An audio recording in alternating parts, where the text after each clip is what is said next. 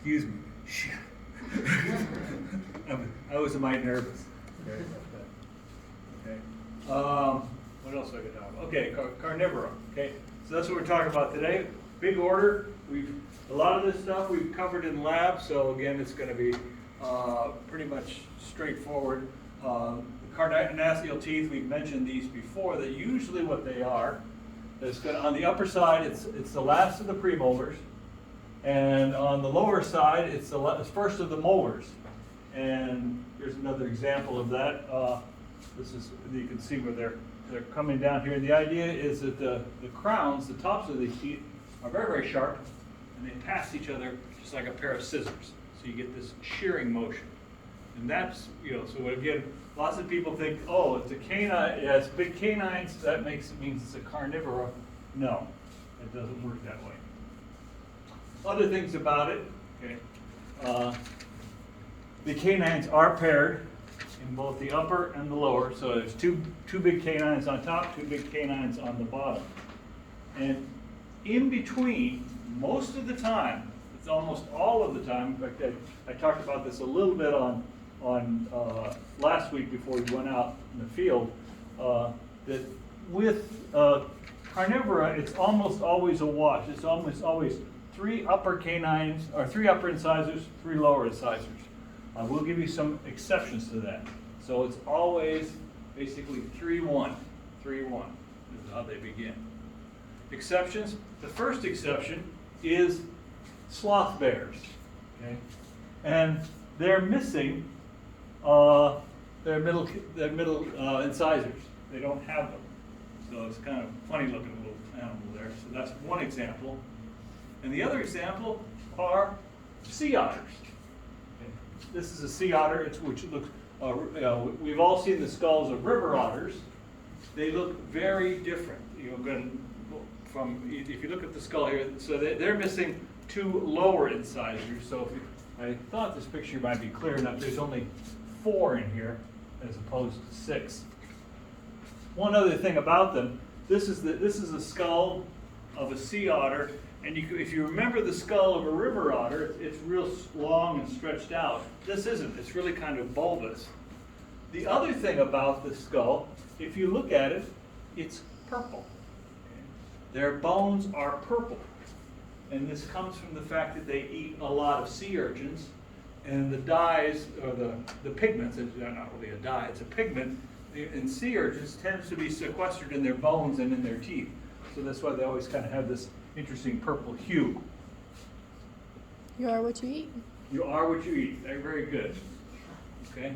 There's sea urchins, and you can see where the purple comes from. Okay.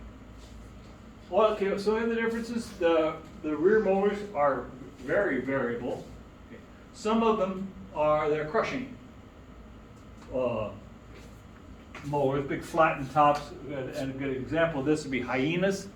Hyenas crack and chew up bones to get the marrow out of it. They have extremely strong jaws. Interesting thing about them is because they eat so much bone, their feces are white. So, and it was once the myth was of the natives with the area hyenas that they ate fire and they were pooping out ash, but they don't eat fire; they eat bone. Okay. Some of the molars can be extremely sharp. Okay, so in other words, not only are the carnassials there, but the molars farther back are also shearing motions. This is a cat. This is a domestic cat here. You can see all these very sharp teeth on the way back. Okay. And some have mixed teeth. Some of them have a good example here. Omnivore like the Procyon lotor, the raccoon. It has almost molariform. Its molars are very similar to yours in the back, but the front teeth are very sharp. Other characteristics, toes. Okay. Those toes, there's either going to be 4 toes or 5 toes on each foot, depending on which carnivore we're talking about here. These are dog tracks that we took just last week. These are coyote tracks from last week, and you can see it has 4 or 5 on each foot. if there's 5, oftentimes that it's the first toe and it is vestigial. In other words, it's not really functioning. These are often referred to in mammalogy as dew claws. So a lot of the artiodactyl, if you think of like a deer, we think of it as having 2 hooves, which it does, but it has 2 smaller hooves, which are often known as dew claws.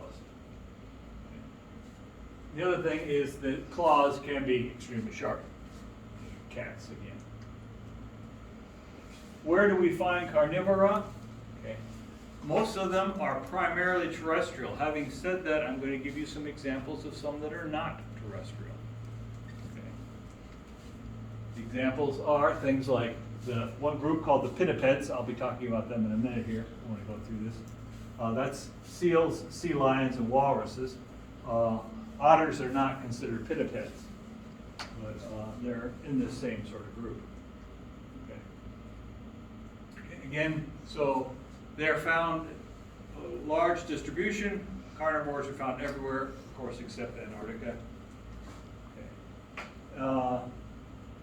Okay. But you don't find them on a lot of the oceanic islands, and that sort of makes sense because it's awful hard for them to transfer from one place to another.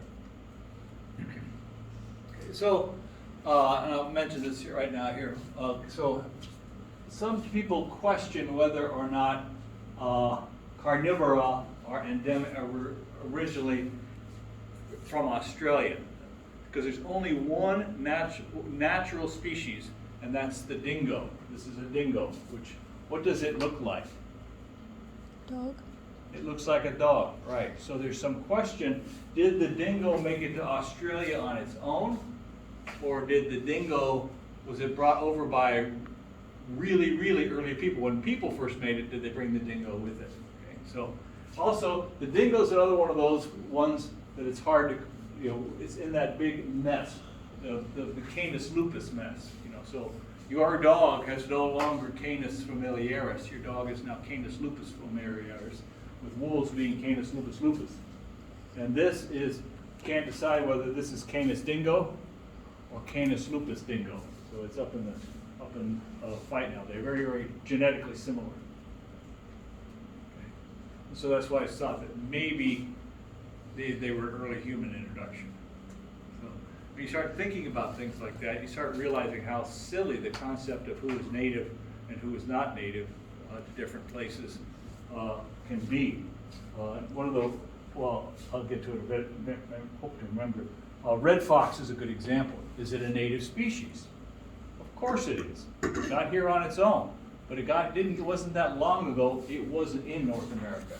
It came here from the Palearctic, but it didn't come with everything else. It came much later. So gray foxes, but okay, so what are the rules? What makes something, from a region versus something not from a region? It's kind of weird after a while. In terms of diet, many are exclusively carnivores. Examples of many of the carnivora are carnivorous. The classic example of truly exclusively carnivorous are the cats. Cats are truly meat eaters. Many of the pinnipeds are also meat eaters. These are harbor seals. They feed on fish, or the bigger ones will feed on ducks. Many of them are also omnivorous. Examples of that, bears and raccoons are the classic examples of it. Here's a bear eating honey. Here's a raccoon chowing down on somebody's watermelon. So definitely that way too. 2 of them are herbivorous. Okay. One is this idiot, the giant panda. And you know who the other is? I don't either. Everything I read says there are 2 species are herbivorous, one being the giant panda, and then it goes off. I have yet to find out who the other one is. Someday I'll find out. You don't gotta know. So I don't know. So anyway, but just the giant panda is the only one who knows like that. Okay. So in terms of where they live, there are many arboreal species. There are many fossorial. Hopefully you remember what all these terms mean in case I asked you to deal with them later. We've gone through these before. striped skunks are a great example of fossorial carnivores. Okay? And most are terrestrial, of which many are what we call cursorial. Cursorial is a running species, as opposed to saltatory, which is a jumping species. The reason for that is how they get their food. They are pursuit predators. Some are high-speed pursuit predators. In other words, they basically stay covered until the last second and spring out at high speed. This is not the case of the canines. That's the case of the felines are like that. The canines tend to be pursuit predators, and they, through cooperation, and they can basically tire down. If you've ever seen dogs running deer, it's a horrible sight when you see it, because they're basically running this animal to death. Okay. Run down the prey, and that's many of the dogs. So that's what we're doing there. Okay. Then the cats here, I was ahead of myself. They're pounce predators. If you've ever watched your cat or any other cat, you see there. And I'll never to this day, I understand, there it is, it's perfectly still. Ever seen a cat perfectly still, where it's not moving and all that? Except its tail. Its tail is always just like aren't you giving yourself, I always want, I don't have a life, I just stand and watch my cat doing that. It's tail. And the birds don't seem to notice it. It's kind of sad. Okay. So anyway, short bursts of speed, many of the cats. Another habitat, some again are aquatic. This is a river otter here. This is the ones we have around here. This is a walrus, also aquatic. And this is a sea lion. We'll be talking more about these. I'm going to be giving you some of the background of these groups here. It's interesting how Carnivora is basically broken up into two huge branches. The cat branch and the dog branch. You got to be careful with this, because in your head there are some things you think, oh, that's got to be dog, and it's not. Cat, hyena. You think, well, it looks like a dog. No, it's the cat branch. A good example here. The dog branch, of course, does the canines, weasels. The bears are also in the dog branch. The line here too. So the proper name for the cat branch is the Feliforma line. And for the dog branch, it's the Caniforma line. We've broken these into two big groups. I'm going to look at these. So what I'm going to be doing is I'm going to basically be going down this picture here and talking about these different groups. It's not a very big group if you think about it compared to some of the others we've talked about so far. 15 families, 125 genera, and about 290 species. So we know, I think, a number of these families ourselves in this class. Okay. So first let's talk about the selected families of Feliforma. And there's my example. This is one of the feral cats on campus here. This always lives up in that half-dead maple tree between us and the University Center. Okay, so first family of the cats. So Feliforma is the big group, and now I'm going to talk about some of the families. First family is Felidae. Okay. And again, they are obligate carnivores. Only eat meat. Okay. Well, my cat eats grass, yeah, and pukes it up. You can't count that. So but they don't do that sort of thing. In general, most are solitary. There's a big exception to that. That would be the lions. Okay. So they tend to form harem-style groups. Okay. They are what we call digigrade. To be digigrade means you walk on your toes. Again, you think about all this, like I have to explain this to a lot of people all the time. This is not a knee. These are not knees. Those are the ankle of the cat. Its knee is way up here. This is whole thing here, that whole furry area there, that's his foot. Those are the bones of his foot, and they never touch the ground. So cats walk just on their toes. Capable of all kinds of noises. If you've ever heard cat fights, there's a famous saying by Mark Twain. He was talking about, I heard a cat fight, and it wasn't so much the noise they make, it's the bad grammar. You ever notice that the cats, they sound like they're just using this weird grammar? So anyway, I thought that's funny. Anyway, I digress. 41 species, 15 genera in this group alone. Okay. 2 major subfamilies of Felidae. Okay. One of them is Pantherinae. And Pantherinae, be careful with this word, okay? Lions, tigers, jaguar, and leopards. But the genus Leopardus is not in this group. So that's just, they're kind of confusing names every so often. Species I want you to know, and the distributions of these species that I want you to know. Okay. Panthera leo, that's lions, and of course they're Afrotropical. That's easy. Okay. Panthera tigris, tigers, and they are Indo-Malay up into Palearctic because they get above that sort of area. And without a doubt, this is the largest of all the natural cats.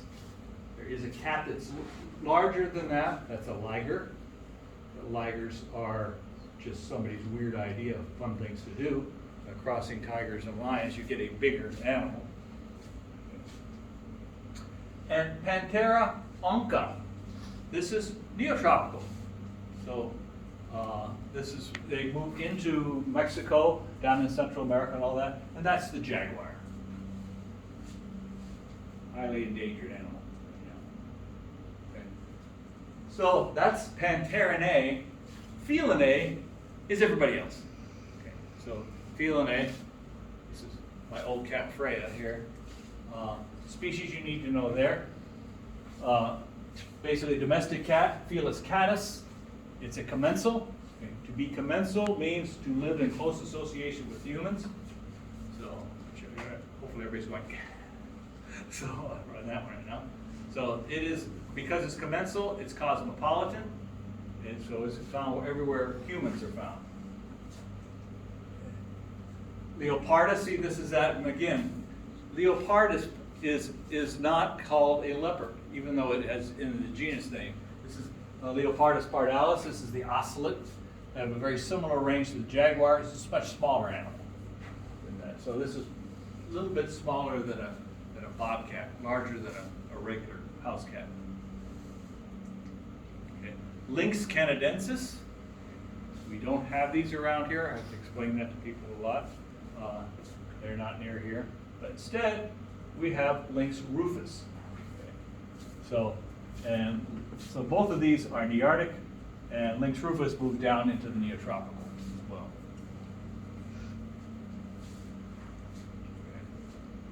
Okay. The last one I want to talk about, this name has changed a couple times, which actually got a lot easier. This is Puma concolor. It used to be Felis concolor, and it was Lynx concolor for a while. But it's Puma. They put it into its own genus now, and it has lots and lots of. So it's Nearctic to Neotropical. Other than a puma, what else would you call this animal? Mountain lion. A mountain lion. Anything else? Can you think of another name for that? Gator. Oh, gator. Cougar. Good one. Catamount. Florida panther. A Nittany lion. All those are names for this is one of the top predators in North America and gets all sorts of names. So. Okay. Next group then, Hyenidae, the hyenas. Very, very strange animal. I could spend, first of all, the interesting thing about this society, they're a very societal animal. Okay. And I'm not sure I go into this in the detail. Behavioral biologists love them. Okay. They are matriarchal. Okay. But the females have a false penis. So, and that how also comes into play with all their matriarchal interactions with each other. Really weird things. People spend a lot of time studying these. Very peaceful animals in general to each other. Okay. It's wolf-like, but you can see it's like you took a wolf and like turned it into a miniature giraffe. This kind of looks like it has these. The shoulders are up here, the hips are down there. We don't normally see that. So, okay. And again, it's, as I mentioned before, it is built to crush bones. That's their main thing. So they're scavengers, and oftentimes they're not first on the scene, first responders. And so, well, what is left, after if you're fighting animals, so the big predators are going to get there first, of course, and they're going to hold through aggression, be able to hold the course. Next there are going to be the vultures. They get there not because they're tough, but because of speed. They can fly and land in place and all that. So when you get down to things that are left for hyenas and jackals and animals like that, it's not a whole lot of stuff. Well, there's a whole lot of really high resource food inside the bones, and that's the marrow. So that's why they make their gear to get marrow. Yeah, they're scavengers, but they're not, something don't die soon, we're going to kill it, type idea. That's how they work. Okay. I tried to get the spotted hyenas are here, are often known as the laughing hyenas. I don't think I was able to get that one to play, so I'm not going to waste our time on it. Okay. Not many of them. There's only 4 species in the world, 3 different genera. Primarily Afrotropical, but they do move into Indo-Malay. There's some of the smaller species move into Indo-Malay. We tend to think of them as African because we all saw The Lion King. A really cool little animal, Herpestidae. This is mongoose. Okay. I often get really confused. You have one mongoose. You have 2 what? Mongoose. Is it mongoose? Or mongoose? Mongooses? I don't know. I think I don't know which one's right, so I go with mongai. The mongai. Yeah. So anyway, I always like the mongooses doesn't sound right. Mongai. Okay. Where are they found? Definitely Indo-Malay is where we always hear about it, but they are Afrotropical too. This family is Afrotropical. The Afrotropical I'm thinking about are the meerkats. Okay, same family. Okay. And then up into Palearctic. They are throughout the Caribbean. That's where we find it most. In fact, I usually give a talk on this in my. So they were moved primarily. So everyone, what does a mongoose eat? Eats snakes. Everybody knows that. Everybody knows it eats snakes. So they were first. This is my idea of. Does anyone know the difference between the fundamental niche and the realized niche? This is important stuff. Okay. That basically every organism has its niche, the world in which it lives, its characteristics and all that. But there's 2 of them. Okay. You have your fundamental niche. Those are all the things, all the aspects of your life that you can do. But your realized niche are only things that you can do because of interactions with everything else. So, for example, let me give you an example. Fundamental niche, using you as an example. It is summer in Martin, and you want to take a walk. What time of the day can you walk? Anytime you want, right? Okay. Do you walk around at night in a hot, wet summer in Martin? Why? Can't see very well. Can't see very well. I'm just thinking mosquitoes. Okay? So, your fundamental niche is 24/7 walking. Your realized niche is anytime the mosquitoes aren't out. So there's 2 different things. And so your fundamental niche, so if the mosquitoes rapidly, accidentally, would be such a horrible thing, all dropped over dead, your realized niche switches. And it's now the same size as your fundamental niche. Why is he going with all this? Because it's kind of hard. So, these islands were first colonized by people trying to make lots of money, especially in the Caribbean, snakes were a problem, rats were a problem, so they brought in mongooses, mongai. mongoose, whatever. They brought these things in to take care of the snakes and the rats. And sure enough, in no time at all, there were no ground nesting birds on any of these islands. Because that's part of their fundamental niche, was to eat birds. And why didn't they get back to where they're from? Because there weren't any anymore. And so they've been a real problem in a lot of places. So a good example of the fundamental niche. There it is. Sad example of the fundamental niche versus the realized niche. So we see this all the time. Australia is one big example. People bring things in and, well, gee, I didn't know it would do that. Right.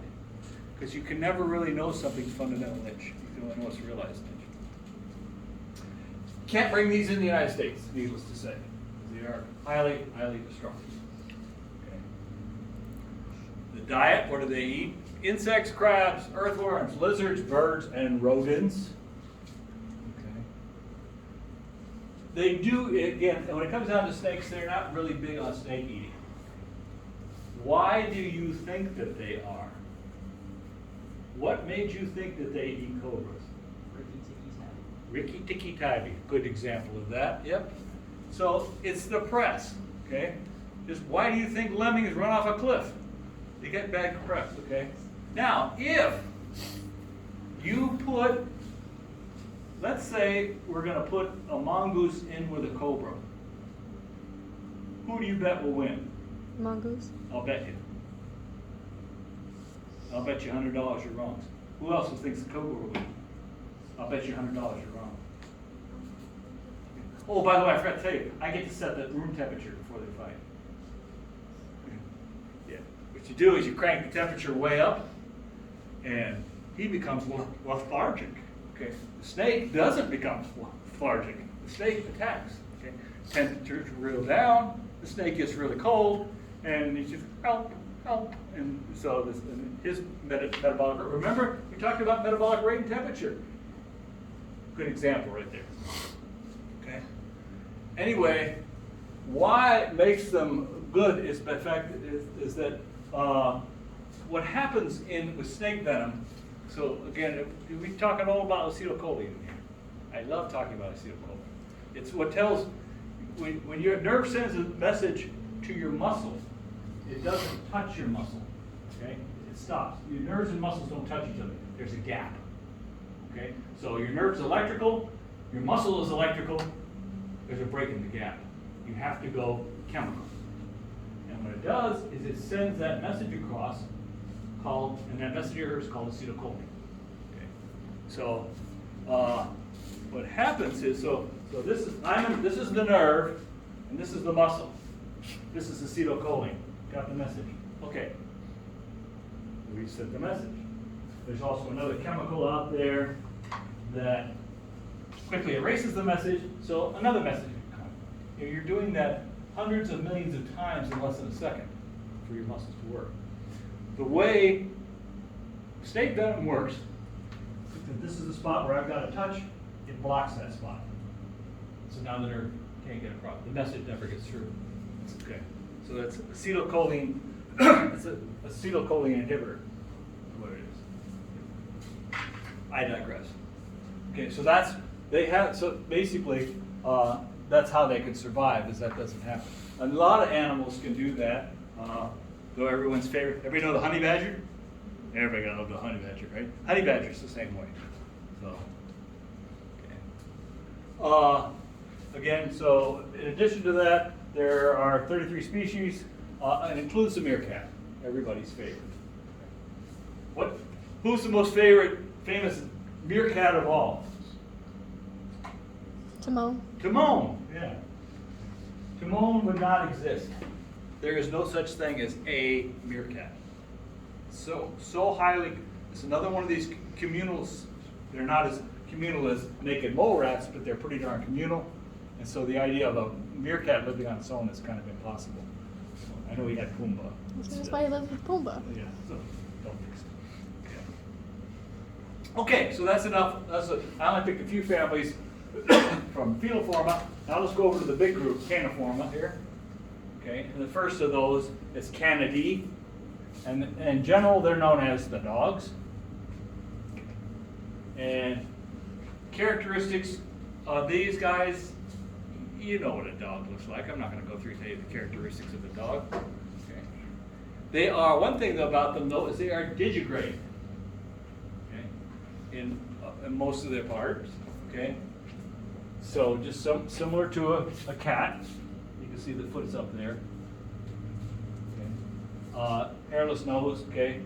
Found everywhere once again except Antarctica. We already went through that with the battle over whether or not they belong in Australia.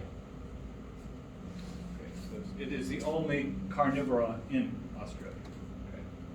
35 species, 12 genera, and canid species and distributions you should know. Okay. So this is Vulpes vulpes, the red wolf. And again, I told you it's Nearctic. We see it here all the time, but it came across late from Beringia long after everything else did. So after humans had been here for a long time. We got here before the red fox did. My favorite, Urosauria argenteus. These are game camera pictures that and if you want to learn how to use game cameras, there's a course being offered. Well, okay. Say what? What a segue. Yeah, how about that? That'd be pretty good. Yeah. So this is Urosauria, gray fox, Nearctic, and Neotropical. So see, it was here much longer instead of sorry here. Okay. Kind of the king of all the canids, Canis lupus lupus. Again, Nearctic and Palearctic, and it crossed Beringia, but long before humans did. So that's why it doesn't have this sort of identity crisis that the poor red foxes have. And everybody's favorite, Canis lupus familiaris. He's a puppy one. And of course that one's now cosmopolitan because it's another commensal. Canis dingo, call it either Canis dingo, Canis dingo dingo, Canis lupus dingo. I don't really care on all that sort of stuff. But I like one chasing, is it one chasing a raccoon? Or kangaroo rather. Around here, this is sort of our top predator in this part of the country, Canis latrans. It's sort of interesting. You think about, we always think that coyotes and wolves look alike, but no, coyotes and dogs, or wolves and dogs are much more closely related than coyotes are to wolves. There's never been a question. They were never made Canis lupus latrans. No, they're just, genetically speaking, they are much different. And here's one I want you to know about, the one you won't see. You can see it's very thin here. Okay. That's Canis dirus. It used to be very big in the Nearctic. This was the country of the dire wolf, okay, which is very similar to the modern wolf, much bigger. Not as big as they showed on the TV where you can ride around on the backs of them. That's kind of a little overdone. But it is now extinct, needless to say. But it gets a lot of popularity. It was big in Game of Thrones. And you see commercials now all the time with supposedly dire wolves in them. Ursidae. The bears, characteristics of them. Okay, bulky bodies, short tails, and short limbs on thick bones. That's not it yet. There it is. They are plantigrade. They walk on their heels. This is a knee. Okay, this is a lower leg, so they walk flat on the flat of their foot, like we do. They were my example of a classic omnivore. They pretty much eat what's ever in front of them. They don't really care. So they're, again, the bees, they'll eat invertebrates, they'll eat honey, they'll eat insects, other insects, fruits, berries. This, of course, is the classic salmon being eaten. Polar bears, though, are 100% carnivorous. So that makes them a little bit different from the other ones here. And black bears, grizzly bears, then are the ones that you can eat all sorts of stuff. These ones chowing down on elderberries. Okay. And then there's this idiot. Okay. 8 species, 5 genera. The ones I want you to know, okay? The brown bear, Okay, so we Kodiak bear, grizzly bear, all those sort of names. Well, you hear lots of names. We'll just call it brown bear. Again, this is Nearctic, Palearctic, Ursus arctos. Polar bear is Ursus maritimus. Okay, Nearctic and Palearctic as well. It's a little bit higher here. And Ursus americanus, the American black bear, is just Nearctic. So this is the one that comes. We are in the range of this bear. Okay. And that's all the one on the bears I want you to know. Okay. So brown bear, again, you hear all these things. You hear people refer to Kodiak bear and grizzly bear and mountain grizzly bear. Those are all subspecies. So they're all Ursus arctos. Okay, so we're still in the Carnivora group. And I'm going to mention the pinnipeds. The pinnipeds, there's a number of different families that fall in this group. What do you have to be a pinniped? Okay. First of all, they don't have the carnassial teeth anymore. They've got weird teeth. There's something about animals when they get in the water that they get. We haven't talked about them yet. We'll talk about whales, and they've lost all that. They've gone homodont.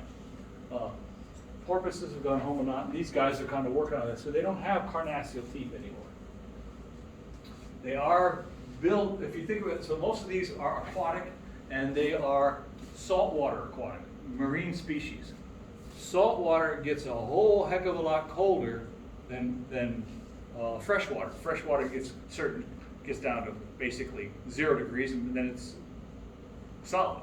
So, but saltwater can go well below 0 degrees C and still be a liquid. So they have to deal with that. And also, they are in an environment that's big, huge. So to live in that, if you want to get to the bottom or whatever you're going to do, you got to be built for diving. So they have all sorts of characteristics that allow them to conserve heat and oxygen.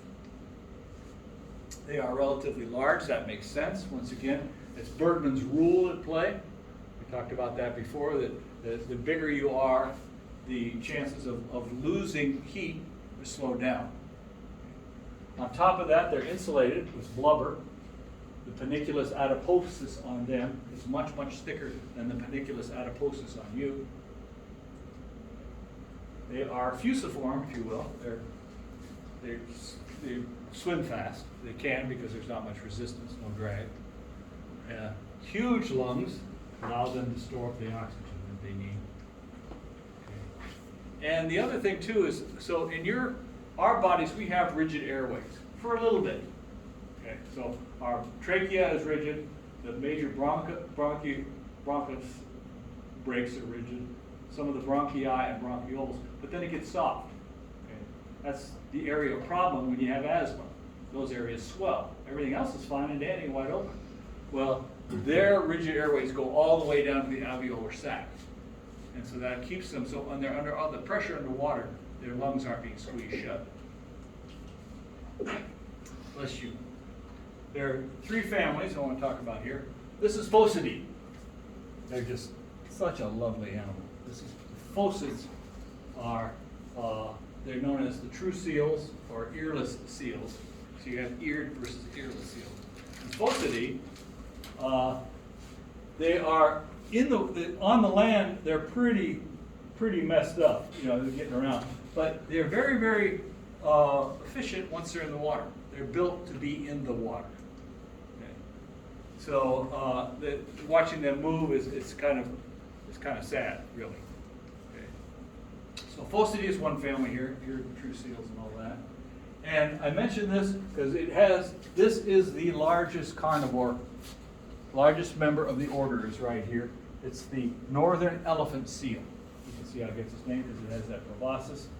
So, and this is found on the northern coast of California. So that's Phocid.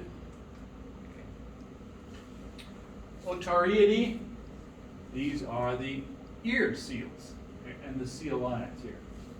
So these are when I would hazard to guess that when you think of seals, these are what you're thinking in general here. Okay. So they're flippers in the front are much longer than we saw in the phocids, and as a result, they can use them for walking on ground a lot better here. They get around pretty well. 15 species, 7 genera of all that. Again, I'm not asking you for any, I just want you to know the families on these. The last one just is Odobendidae. There's only one species, and that is the walrus. Cuckoo, Jew. They have tusks, and what is a tusk? It's a modified canine, is all it is. And males have larger ones than females, so when you see that, you right away you figure, okay, we have sexual dimorphism. They must be using those for some sort of display reason.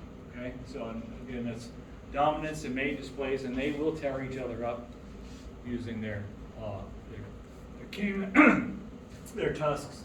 Again, females also have them too, and basically these are bottom feeders, benthic feeders we call them, and they scrape at the bottom and tear up things like clams, which they can then crush on their teeth. They don't have, remember, they don't have carnassial teeth. They have big molar type teeth.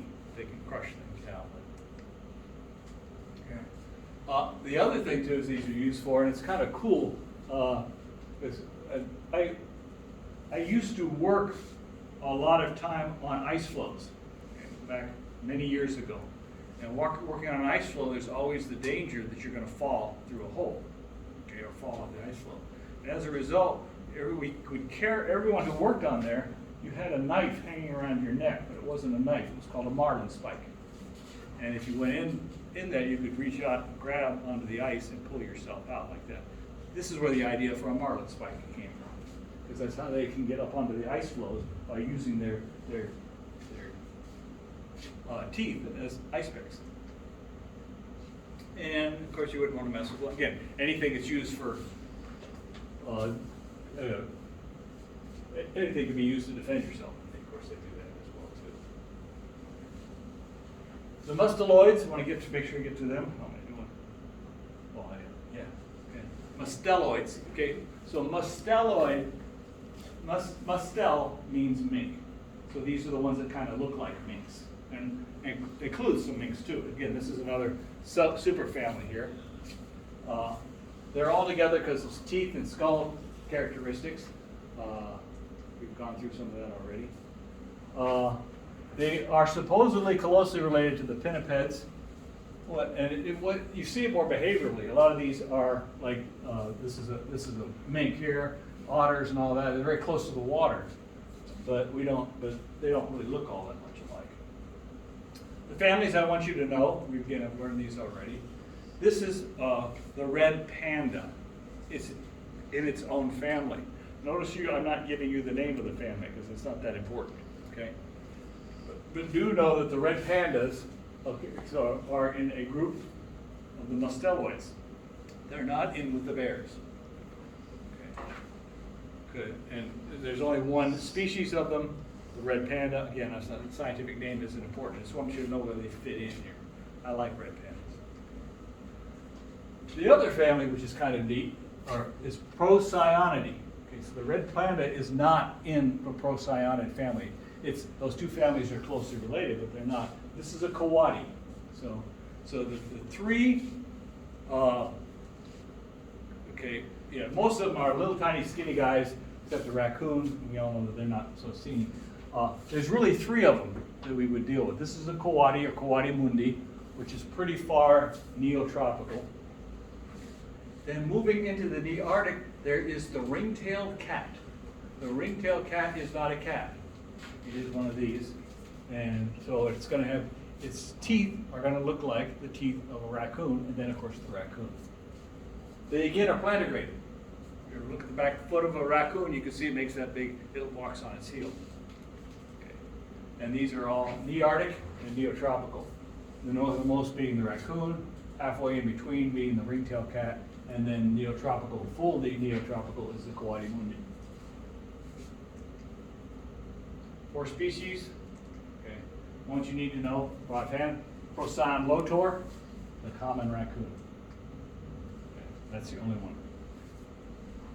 Mephididae, another family, the skunks, of which we all know what they're known for. They tend to live alone, omnivorous diets, and they're diggers. They go after grubs a lot. You can see when you have a lot of skunk activity, you see they dig up a whole bunch of holes. We talked about that before when I talked about the difference between them and armadillos.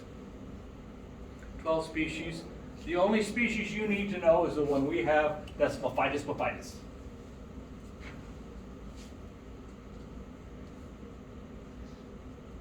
Okay, the last family then, okay, is Mustelidae. Of course, the mustelids are in musteloids. Of course they are. Okay. Weasels, badgers, otters. We've seen in lab. We've seen weasels. We've seen otters, and I think we've seen mink heads all the time. Okay. Small body, short legs, and lots of difference in body shape. You compare like some of the weasels to otters, they look a whole lot different. Yeah, semi-aquatic, and they're found everywhere except Australasia and Antarctica. So they've been pretty successful too. Who do you need to know on this group here? Okay. The ones I want you to know the names of, okay. All of these are somewhere in the Nearctic, so that's why I bring this up here. American badger is probably the most famous. Taxidia taxus. So, if you're from Wisconsin, you know that face. Okay. This is the wolverine. If you're from Michigan, you know that face. Grubaugh is the scientific name of the wolverine. There's a lot of controversy over which one is meaner, a wolverine or a badger. This little guy here, since I showed you the northern elephant seal, I got to show you this one. This is the least weasel, Mustela nivalis. We have it around here. It's pretty endangered right now. That you don't see them that much. What we see around here tend to be mink, okay, which is this one here. Okay, and this is Mustela vizon. Some people, instead of using Mustela, they're trying to put it into a new group called new genus called Neovision vizon. To me, you can get by with Mustela vizon. It's easier to remember. Don't have to worry about Neovision. And then, of course, the last one, Lantra canadensis is a North American river otter. That's what we have all that. And with that, that's high-speed carnivorous.